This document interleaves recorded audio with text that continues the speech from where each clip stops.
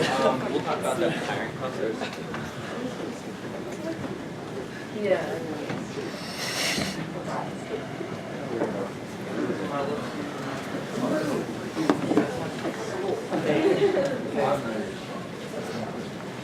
You guys just started something. Just let you know, you just started something. I almost did feel out of the way. I was like, no, get on over here. Get on over here.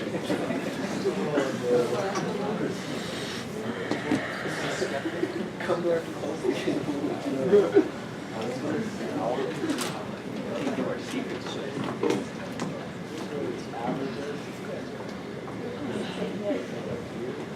We thought you were going to get up. We thought you were going to take a phone call. We thought you would leave it. I wasn't going to be that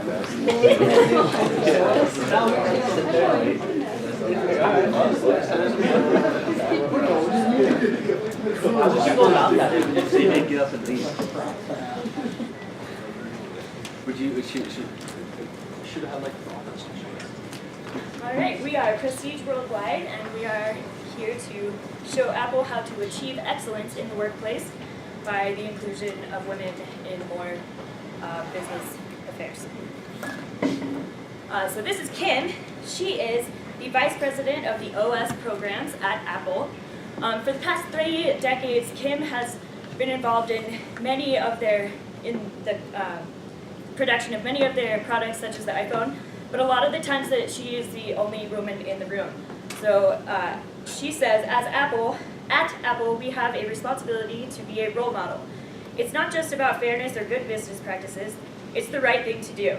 Many young women look to Kim for guidance as they start their careers in the technology industry, which is still largely male-dominated. I don't think things will change overnight, Kim says, but I am passionate about welcoming more women into the tech industry and thrilled they consider me a role model. So as you can see by these graphs, female representation in the workplace is steadily increasing at Apple and has risen from 31% to 36% since 2014 as the percentage of Apple's employees being women under 30 years old. And 29% of the leaders at Apple currently are women, so it is very beneficial for managers to help women maximize their potential in the workplace.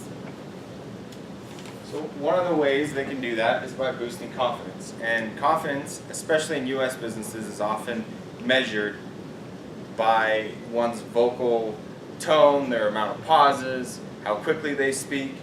But just don't take my word for it. Many studies have shown that women are more likely to downplay their certainty, to minimize their doubts, and to not seem as boastful. And the psychologist Lori Hetherington and her colleagues provide some excellent evidence through a study in which she says that what comes across as a lack of confidence in women especially may not actually reflect their level of confidence, but may be instead a reflection of their desire to not be perceived as boastful. So a quick solution to that is to give credit where and when credit is due, no matter what gender. As a CEO, you can admit that when you're wrong and acknowledge when you're wrong, and this will help boost women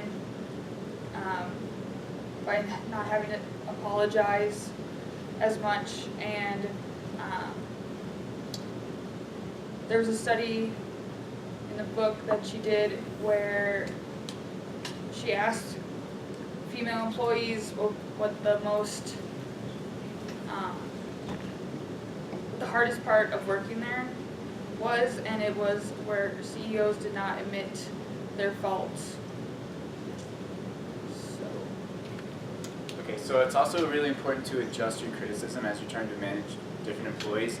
So like, for example, women are definitely more in tune to emotions than men are. And for example, there's a case study that was published in the Journal of Research on Language and Social Interaction, where men and women pretended that they were accepting letters from subordinates, and that contained many grammatical errors.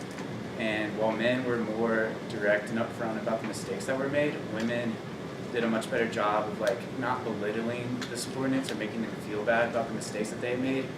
And so if you can take these practices and apply them to the criticism that you give employees, it'll help create a better well-being in the workplace. We would also like to touch on providing feedback to women in the workplace. So based on their linguistic style, they tend to begin with praise and then bring criticism after. So we recommend remaining consistent in this approach to maximize their workload. And we would like the women to ask questions freely, except for to keep them limited, because managers see multiple questions as incompetent and ignorant, so they want to only have questions that are open for the manager to know. So. All right, thank you. And if you have any questions.